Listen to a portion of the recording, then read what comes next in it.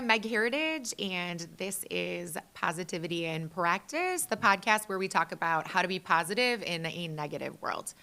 I am here today to talk about my primary job, and my primary job is owning a real estate brokerage in West Michigan and working as a realtor and broker.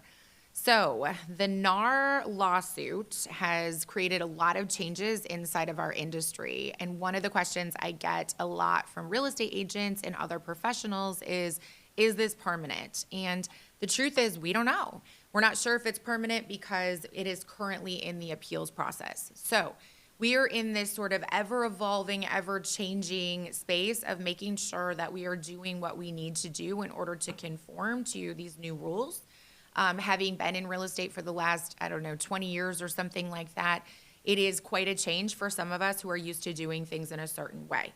One of the things that I want to talk about, and I'm going to give you some myths in what this is not, but the number one thing is early on in this decision-making process, I realized that it wasn't as big of a deal in what was actually changing as it was how confused people were and are about what is changing. So I was at a listing appointment not long after just the lawsuit came out, not even the decision for the lawsuit.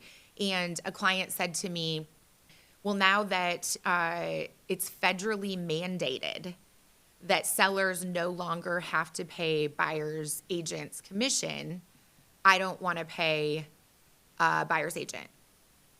And so I said, well, that's not federally mandated. Commissions have always been negotiable. And the reality of that is if nobody talked to you about commissions or commission rates, then they should have. And normally when clients have spoken to me about it or I've spoken to clients about it, they ask the question, what's customary? And I think they ask the question, what's customary, because they want to be competitive with the market. So if they know that their neighbor's house, which is comparable, is being put on the market as well, and their neighbor is offering a buyer's agency commission, they want to match that, or they want to be close to that number so that they will both be competitive. In what is happening now is that we've been told that some sellers are no longer going to offer compensation. I have not seen that. I haven't seen it once anywhere in the, 50 houses or something, maybe more, that I've sold in the last 12 months. I think the reason is because sellers value the buyer's agency side because they want all of these buyer's agents to bring people to their house. So when we were talking with my client who was in the listing space, I said, okay, hypothetically speaking, we are not going to pay a buyer's agent.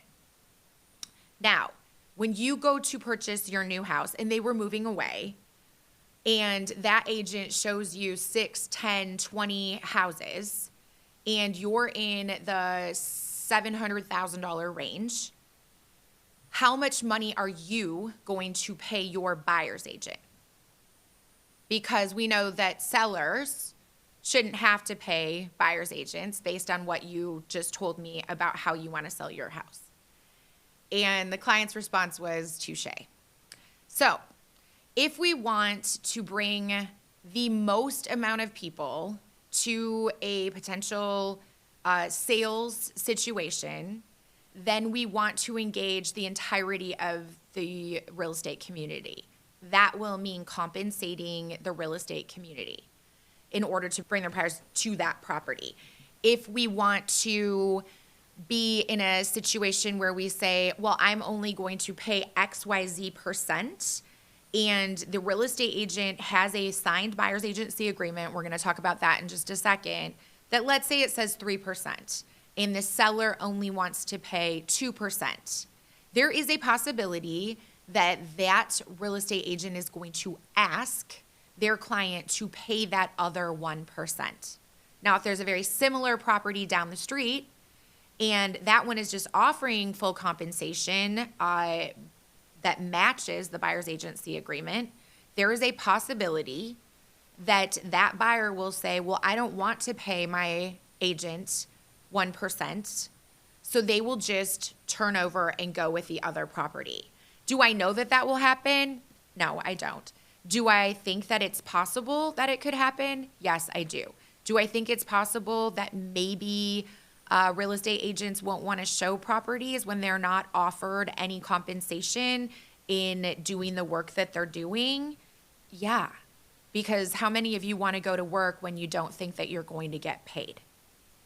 So that's the first one, that sellers no longer have to offer compensation. They never did. They never had to offer anybody compensation. But real estate agents also don't have to work for free. So when I think about this story that I heard once about Leonardo da Vinci and someone handing him a piece of paper and saying, Mr. Da Vinci, will you please draw me a picture? And he draws something and hands it back in 30 seconds. And then he says, that'll be $30,000, please. And the woman says, well, it just took you 30 seconds. His response was, no, it took me 30 years. So when you're looking at who you're going to hire to both list your house and sell your house, you want an expert. You want somebody who's got many transactions under their belt, who's had a lot of experience in negotiation. And if you're going to give a new agent a try, please do. Or somebody who's got, 1, 2, or 3 years in the industry, just make sure that they have a broker where they can get some advice if they're stuck or they're in a tough situation. So you're in a situation now where more than ever, I feel like clients are going to be very discerning, not only about who they work with on the listing side, but also who they work with on the buyer side. I'm Meghan Heritage. That's the first of our myths. And next time we'll talk about buyer's agency and the buyer's agency agreement.